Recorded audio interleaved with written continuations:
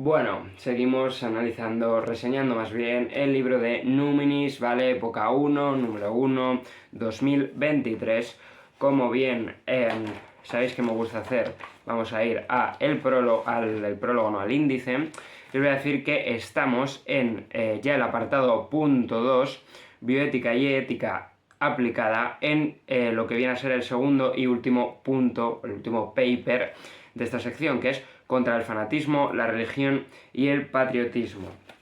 En este caso, y me desplazo ya, y así os lo enseño, a lo que es el paper, ¿vale? Aquí tenéis la revista, como siempre.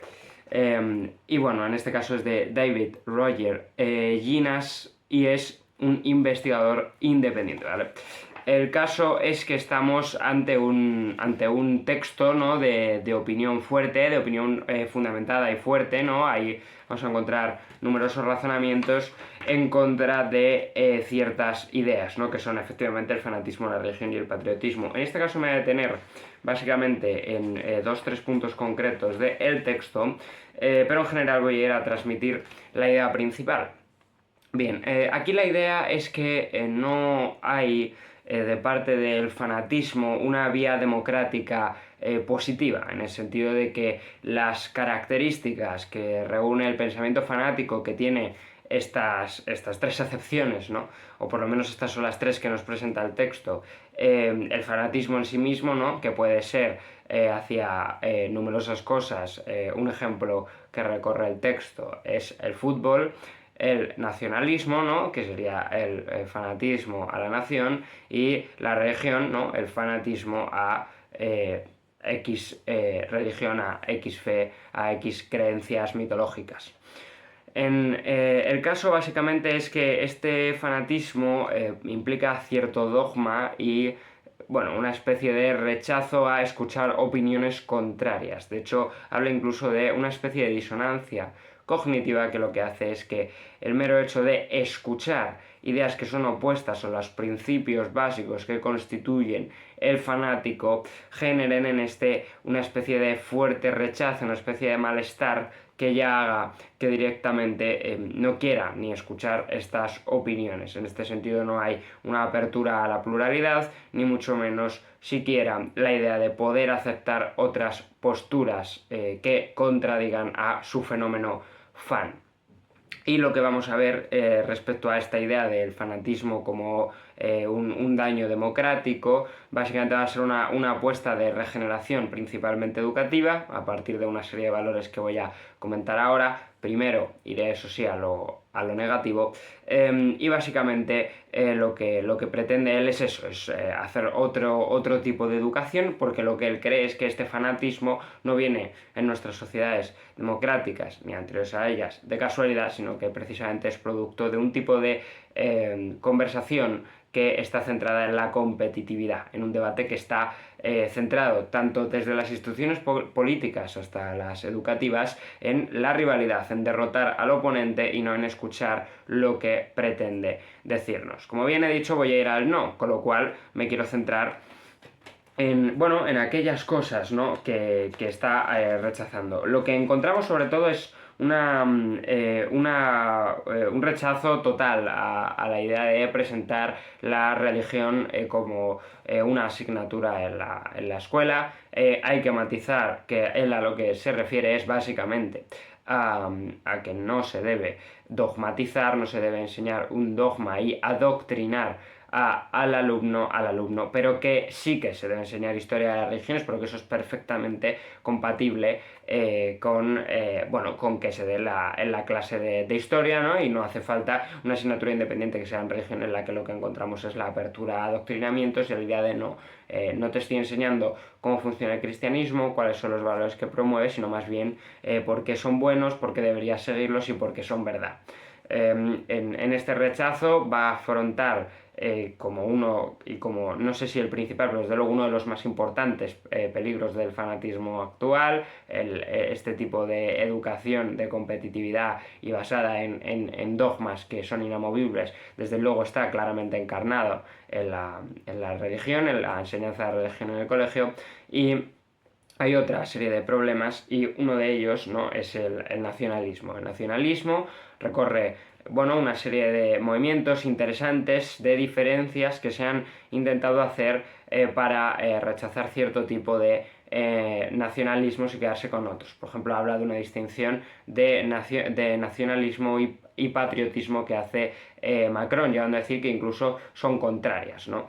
Luego también habla de otra distinción entre patriotismo y patrioterismo, siendo el patrioterismo la condenable y perseguible y el patriotismo una actitud solvente e incluso positiva para la sociedad y que no tiene que encadenar ningún tipo de violencia ni de movimientos peligrosos. Se hace esta relación que existe, bueno, se establece, no se explica esta relación que existe evidentemente entre nacionalismo y fascismo, y a partir de aquí básicamente hay un rechazo a cualquier distinción. En general los movimientos nacionalistas son peligrosos y conllevan una emocionabilidad y una serie de dogmas encerrados que son peligrosos. Le parece además poco humanista y que no lleva, ¿no?, a conseguir principios más racionales, ¿no?, y a una especie de sensibilidad universal. Si a lo que queremos llegar es a una especie de racionalidad colectiva, global,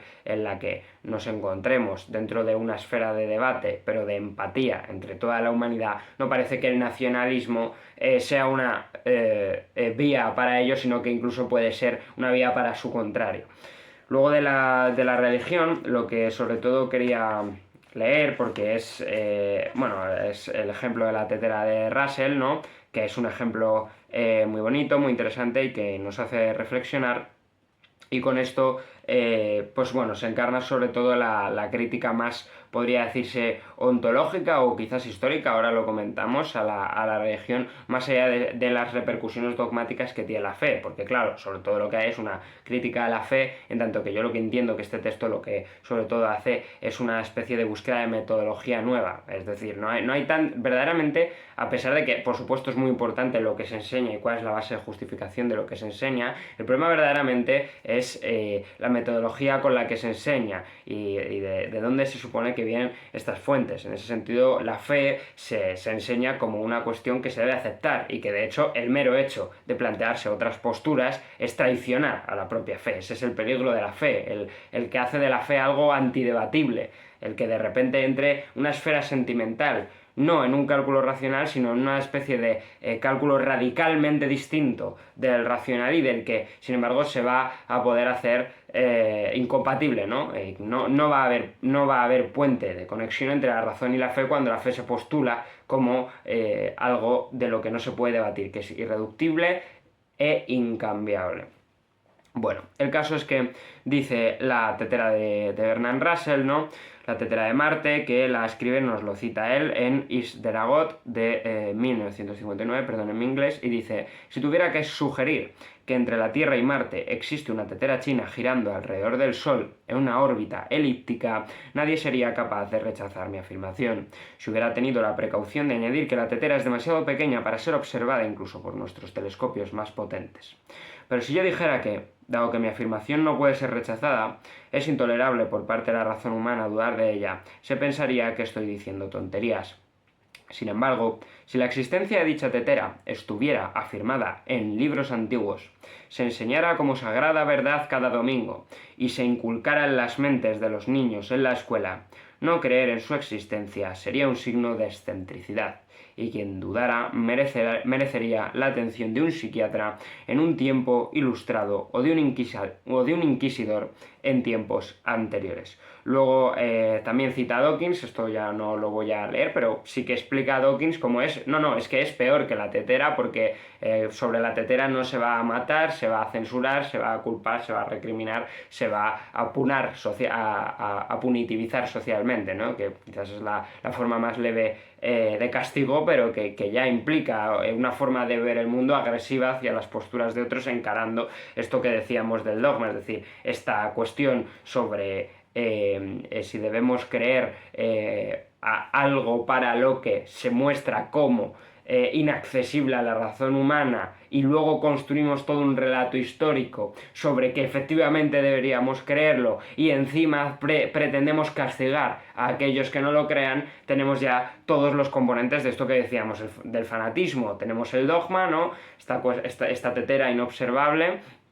Y tenemos esa agresividad a escuchar a los demás, ese castigo y esa censura propia de claros periodos e instituciones de la Iglesia que sabemos ha existido, si bien es consciente también el autor de que hay una relación muy complicada entre ciencia y religión, pero que efectivamente lo que tampoco podemos negar es que ha habido claros periodos de violencia y de una religión que se ha opuesto al avance de ciencia. Habla, por ejemplo, de el famoso quemamiento de Giordano Bruno, ¿no?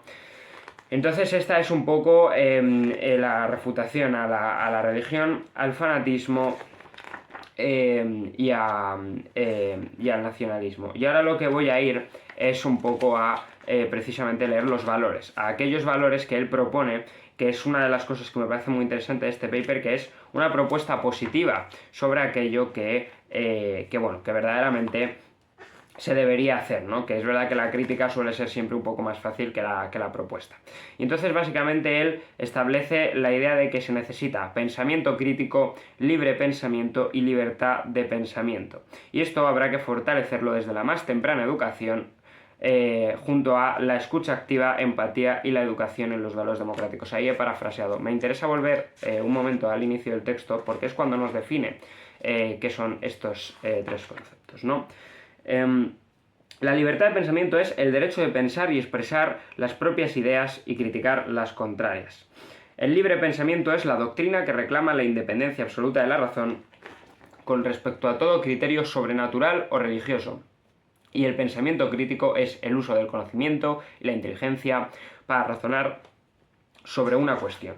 ¿Vale? Entonces tenemos toda una propuesta de tres conceptos que hay que utilizar, que están relativas a las actitudes que tenemos a la hora de pensar, con las que deberemos afrontar, ¿no? Y que tienen que ver con una especie de libertad de expresión política, tienen que ver con y luego tienen que ver con una capacidad individual, ¿no? Que es la de argumentar a través de la razón, y también con una capacidad de separación de lo mitológico y de lo sobrenatural. Y efectivamente aquí establece esto de la escucha activa, la empatía y la educación en los valores democráticos. La empatía la define después, pero me interesa encontraros efectivamente estos valores democráticos, que son 7: libertad, igualdad, justicia, respeto, participación, pluralismo y tolerancia. Estos son los 7 valores con los cuales se define la democracia, o más bien incluso, porque habla de hecho de cierta degeneración de los valores democráticos, o más bien de cómo puede haber una democracia sin valores democráticos, o por lo menos en muy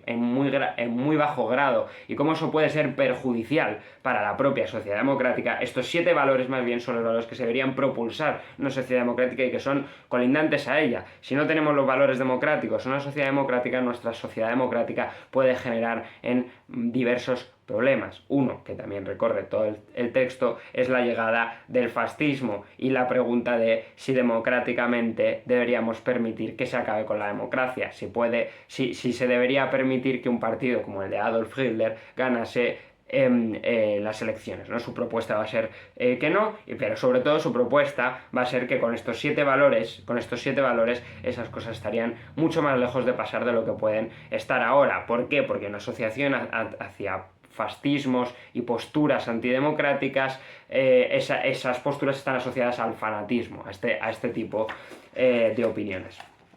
Bien, entonces con eso tenemos lo que son los valores democráticos, y aquí queda que os lea esta definición de empatía: la empatía es la capacidad de reconocer y hasta cierto punto compartir los sentimientos de otra persona. Y da otra. También se puede definir como la capacidad de observar la realidad desde la perspectiva de otro. La empatía como mecanismo fundamental aplica la idea de que se puede empatizar a la postura de otro sin ni por ello compartirla, ni querer difundirla, ni siquiera aceptarla, ¿no? En el sentido de que efectivamente llega a decir que si un fanático religioso creería que tiene el deber de matarle a él, que está en contra de la religión, él podría entender que esto produce, bien, estoy parafraseando, de un adoctrinamiento que ha recibido y del ambiente en el que se ha desarrollado.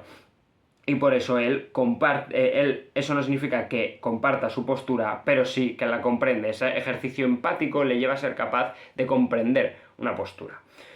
Vale, y luego está el tema de la escucha activa, que básicamente es, bueno, una serie una especie de trabajo por que en el debate no se centre en esto que comentamos antes de la rivalidad y de la derrota y de la competitividad, sino más bien haya, bueno, una especie de apuesta porque es bueno cambiar de opinión, que eso involucra un aprendizaje, involucra una plasticidad y una flexibilidad que es meritoria, y que no se deben hacer ciertas cosas, como por ejemplo, y claramente, estar pensando, ¿no?, uno, su respuesta mentalmente mientras está supuestamente escuchando al oponente, ¿no? Solo estamos escuchando al oponente para poder seguir reforzando nuestra idea después, y por tanto no estamos verdaderamente escuchando, queriendo comprender lo que está diciendo el otro, sino más bien destruir su idea.